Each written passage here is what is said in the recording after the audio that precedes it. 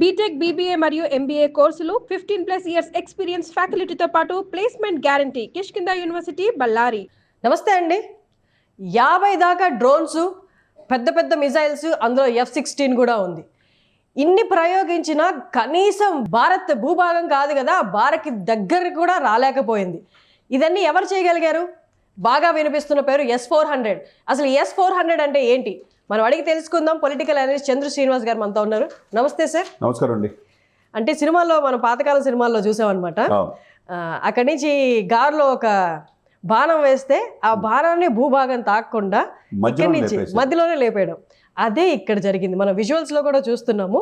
గాల్లో ఉండగా గాల్లోనే షూట్ చేసి పడేసినట్టుగా కనిపిస్తుంది. ఇది ఎవరు చేశారు? S-400 అంటే ఏంటి? ఇది అత్యంత ప్రభావవంతమైంది యుద్ధ క్షేత్రంలో. మీరన్నట్టు దాదాపు 50 డ్రోన్లు ప్రయోగించారు మనం లేపేద్దామని చెప్పేసి. మన ఎన్ని ఆ భూభాగంలో రాకముందే వాళ్ళని లేపేసేయచ్చు. దీనికి కారణం ఏంటంటే పాక్ క్షిపణులపై ఇది సుదర్శన చక్రలాగా మనకు ఉపయోగపడుతుంది. మీరు అన్నట్టు S-400 ఈ టైప్ ఆఫ్ మన దగ్గర 4 రకాలుగా క్షిపణులు ఉన్నాయి. రష్యా సాంకేతిక పరిజ్ఞానంతో మనం తీసుకున్నాం. అది రేడియంట్ అంటే ఏంటంటే 120 రేడియన్స్లో మిసైల్స్ కావచ్చు, విమానాలు కావచ్చు, పూర్తిగా బ్లాస్ట్ చేసేసింది. 120 రేడియస్లో. తర్వాత 400 కిలోమీటర్ల రేడియస్లో కూడా ఉందన్నమాట. అంటే ఇక్కడ 40 నుంచి 120 నుంచి 250 నుంచి 400 4 రకాల క్షిపణులు మన దగ్గర ఉన్నాయి. వాళ్ళు అసలు ఆ టెక్నాలజీ వీళ్ళు కూడా ఓకే అందదు. దీంతో మీరు అన్నట్టు ఆకాశంలో మనమే దాడి చేద్దాం అనుకున్న సమయంలోనే 50 వాళ్ళ క్షిపణులు మొత్తం పేల్చేసామంటే ఎక్కడ కూడా మనకు ప్రాణానికి జరగలేదంటే, వాళ్ళ లక్ష్యాలు నెరవేరలేదంటే మనం ఎంత పవర్ఫుల్లో మనం చూసుకోవాలా. ఇది చాలా సిస్టమేటిక్గా ఎవరికి అంటే భారతదేశం అంటే ఏమనుకున్నారంటే దెబ్బ కొడతా ఉంటే కొట్టించుకుంటారు అనుకుంటారు. ఎంతవరకు ఇప్పుడు ఒక లిమిట్ ఉంటుంది కదా. ఇప్పుడు మీరు చెప్పినట్టు ఇది ఈ క్షిపణులపై పాక్ క్షిపణులపై పైనుంచి పైన కొట్టేశారు, అంటే నిర్వీర్యం చేశారు. అంటే వీళ్ళ ఎక్కడ కూడా వాళ్ళ ఆపరేషన్ సక్సెస్ కాలా.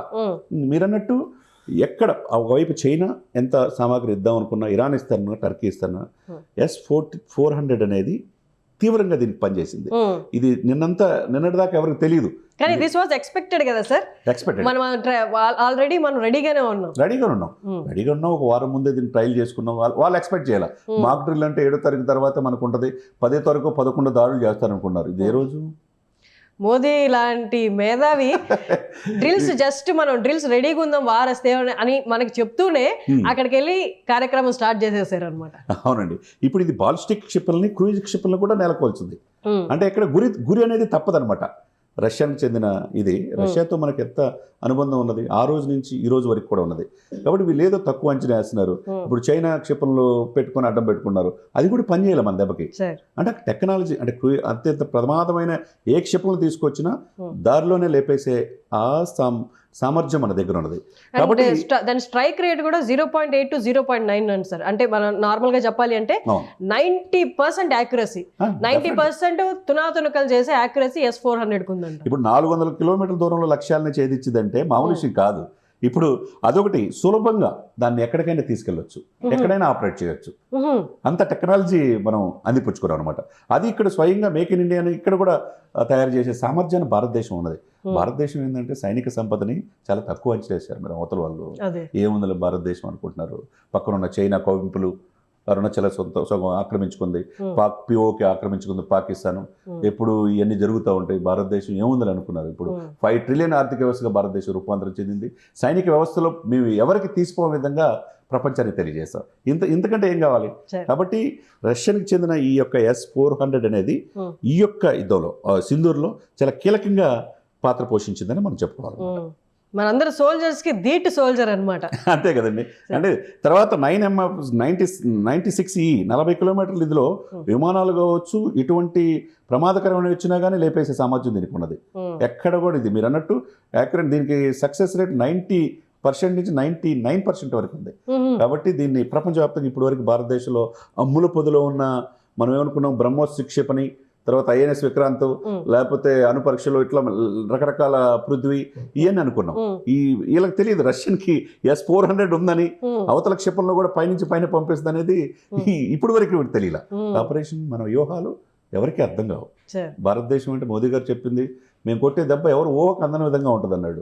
అదేవిధంగా అజిత్ కుమార్ దోవల్ అదే చెప్పాడు, మీ మాటలు ఆపేసి చెప్పండి, మా జోలికి వస్తే మాత్రం మేము మీ జోలికి రాము, మా జోలికి వస్తాం మీరు ఉండరని చెప్పన్నాడు. అదేవిధంగా జయశంకర్ గారు ఐక్యరాజ్య సమితిలో కూడా మీరు స్పీచెస్ ఆపి ఈ శాంతియుత వచనాలు ఆపేసి మాకేమైనా సహకరించండి, లేకపోతే కాము ఉండండి అని చెప్పారు. కాబట్టి అక్కడ కూడా భద్రతా మండలి ఉంది, వీటో అధికారం 5 దేశాలకు ఉంటే 10 దేశాలకి శాశ్వత సభ్యులు, 5 దేశాలు ఉంటే 10 సభ్యులు తాత్కాలిక సభ్యులు ఉన్నారు 10 దేశాలు. దాంట్లో కూడా 90% సపోర్ట్ భారతదేశంకి ఉంది.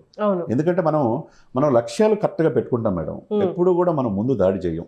మనకి మిత్రత్వం ఫస్ట్, మిత్రత్వం స్నేహధర్మం ఆ రోజు నుంచి మనకు వచ్చింది, రామాయణం మహాభారతం నుంచి మన దగ్గర వచ్చినది. అదే ఫాలో అవుతున్నాం. స్వాతంత్ర సమరయుద్ధంలో మహాత్మా గాంధీ సిద్ధాంతాలని ఫాలో అయ్యాం. శాంతియుత దేశం అని చెప్పి ప్రపంచవ్యాప్తంగా అనేక దేశాలకి పీస్ కమిటీలు మనం పంపించాం. శ్రీలంకలో జరిగినప్పుడు కానీ, కాబూల్లో కావచ్చు, కందహార్లో కావచ్చు, వాళ్ళకి ఎక్కడన్నా ఉగ్రవాదులు ముస్లిం దేశాలైనా కానీ అక్కడ కనుక దాడులు జరిగితే, ఇక్కడ తీవ్రమైన ఎర్త్ కేక్స్ జరిగితే కనుక మనమే వాళ్ళకి సంబంధించి డాక్టర్లు పంపించాం, వాళ్ళకి ఆహారపు ధాన్యాలు పంపించాం. అంత స్నేహస్తం అందించేది. మన దేశం జోలికి వస్తే ఏమనుకుంటున్నారండి? అట్లా అనుకున్నారు సార్ వాళ్ళు, వీళ్ళు ఎప్పుడు సహాయం అందించే టైపే కానీ, శాంతియుతంగా ఉండే టైపే కానీ తిరుగుబాటు చేసే టైప్ కాదు అనుకున్నారు. ఇక్కడ భగత్ సింగ్ వారసులు ఉన్నారని వాళ్ళు అర్థం చేసుకోలేకపోయారు అనమాట. సార్ అలాగే F-16ని వాళ్ళకి ఇచ్చింది, పాకిస్తాన్కి ఇచ్చింది అమెరికా దాన్ని ఈ యుద్ధంలో, భారత్ మీద యుద్ధంలో యూజ్ చేయకూడదని ఆంక్షలు కూడా పెట్టింది. వాళ్ళు యూజ్ చేశారు, దాన్ని భారత్ అయితే తునాతునకలు చేసి పక్కన పడేసింది. అది ఇవాళ పొద్దునే జరిగింది.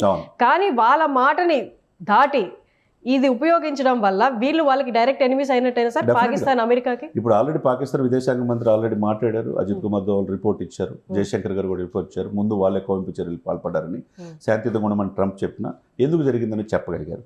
తర్వాత అదే సమయంలో ట్రంప్ గారు ఆదేశించారు లాహోర్లో ఉన్న వాళ్ళందరూ కూడా, ఎందుకంటే సాక్షాత్ ఆ దేశ ప్రధానికే దేశం ఎక్కడున్నాడో లేని పారిపోయే పరిస్థితి ఉంది, అక్కడే జరిగింది. కాబట్టి అక్కడ లాహోర్లో ఉన్న అమెరికన్స్ కూడా తిరిగి రమ్మన్నారు. అంటే భారతదేశం ఏదైనా చేయొచ్చు, ఎందుకంటే ఉగ్రవాదాలు లేపేయడానికి ఎవరైనా ఒకటే. అమెరికాకు కూడా ఏందనేది తెలిసింది కదా, ఉగ్రవాద స్థావరాలు పాకిస్తాన్లో ఉన్నాయి తెలిసినప్పుడు అమెరికాలో ఉన్న పౌరులకి రక్షణ లేదు, అక్కడ ఉన్న వాళ్ళని అక్కడ ఎంబసీ అధికారులు కూడా తిరిగి రమ్మన్నారంటే దాన్ని బట్టి మనం అర్థం చేసుకోవచ్చు ఎలా ఉండబోతుంది. ఎందుకంటే అమెరికా చెప్పినా కానీ పాకిస్తాన్ వెళ్ళలేదు కాబట్టి వాళ్ళు పూర్తిగా పక్కన పట్టేసేస్తారు, పూర్తిగా భారతదేశానికి సంఘీభావం. మరి చైనా సపోర్ట్గా ఉన్న వాడితేనే భారతదేశం తునతరకులు చేస్తుందంటే, ఇంకా అంటే శత్రు దుర్భేద్యమైన మన టెక్నాలజీ మనకు ఉంది మేడం, ఆయుధ సంపత్తి విశేషంగా ఉంది. మనం హైదరాబాద్ సరౌండింగ్ చూసుకుంటే మీకు సుచిత్ర చూసుకోవచ్చు, ఈషిమారెడ్డిపల్లి చూసుకోవచ్చు, డిఫెన్స్ ఏరియాస్ ఇటు చూసి మైదీపట్నం చూసుకోవచ్చు, తారామతి భారత్ చూసుకోవచ్చు. ఆ రోజున అంబేద్కర్ గారు చాలా యువాత్మకంగా ఫ్యూచర్లో సెకండ్ క్యాపిటల్ హైదరాబాద్ అవుతుంది, ఎందుకంటే డిఫెన్స్ మెకానిజం అంతా ఇంటర్నేషనల్ ఆర్గనైజేషన్. ఒకవేళ ఢిల్లీకి ఏదైనా జరిగితే, వాతావరణం ఏదైనా ఇబ్బంది పడితే, మోస్ట్ పొల్యూటెడ్ సిటీగా ఢిల్లీ ఉంది, నెక్స్ట్ ఆల్టర్నేట్గా సెకండ్ క్యాపిటల్ హైదరాబాద్ ఉంచుకోవచ్చు అనేది ఆ రోజే రాజ్యాంగం రచించినప్పుడే సెట్ చేశారు. కాబట్టి మన హైదరాబాద్ సరౌండింగ్ చుట్టూ కూడా చాలా పవర్ఫుల్ ఆర్మీ మనకు ఉన్నది.